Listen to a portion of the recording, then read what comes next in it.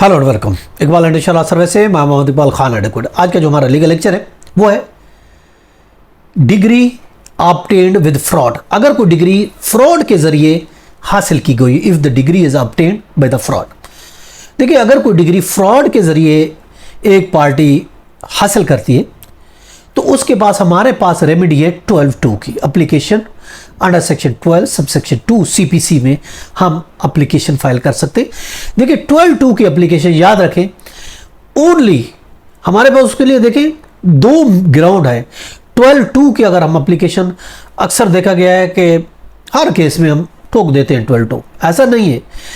12(2) application का मकसद है कि डिग्री फ्रॉड से हासिल की गई है, एक्सपायर्ड डिग्री है, इसको सेटिस्फाइड करा जाए।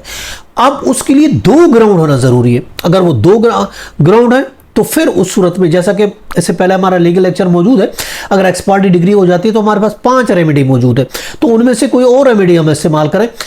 12(2) की डिग्री उस सूरत में हम सेटिस्फाइड के लिए एप्लीकेशन लगाएंगे अगर डिग्री फ्रॉड पर हासिल की गई है। फ्रॉड पर डिग्री ली गई तो फिर हम सेक्शन 12(2) इन्वोक करेंगे। उसके लिए दो मेन रीजन।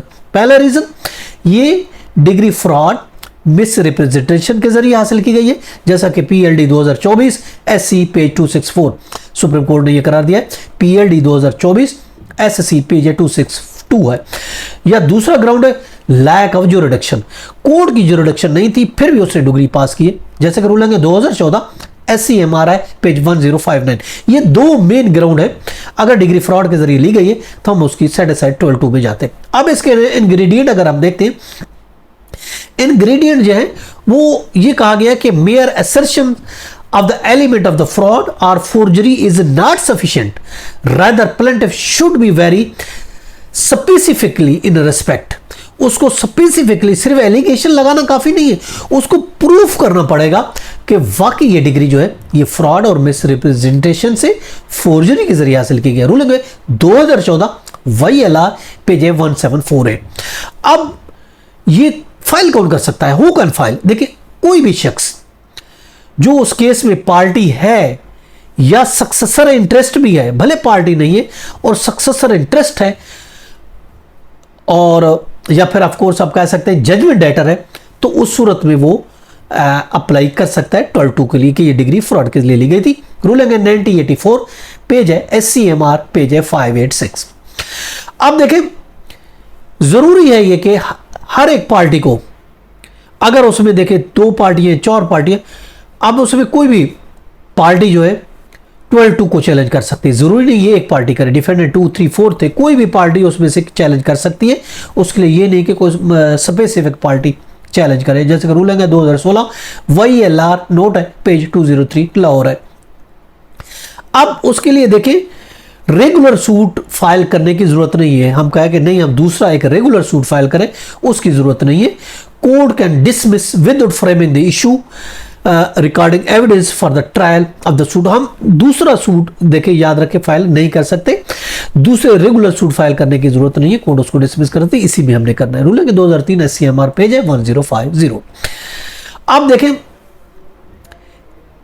इसमें 12(2) में किन हालात में कोर्ट जो है वो एविडेंस उसको रिकॉर्ड करने की भी जरूरत नहीं होती। अगर फ्रॉड का आंसर, याद रखें, ना ही पाया जाए तो फिर जरूरी नहीं कि उसकी एविडेंस भी रिकॉर्ड की जाए, कोर्ट उसको उसी टाइम खारिज कर सकती है। लाजमी है, मैंने बताया जैसा कि इसमें फ्रॉड होना जरूरी है। अगर फ्रॉड का आंसर ही नहीं है तो कोर्ट उसको स्ट्रेट वे से डिसमिस कर देगी। रूलिंग है 2017 CLC पेज है 1601 लाहौर है।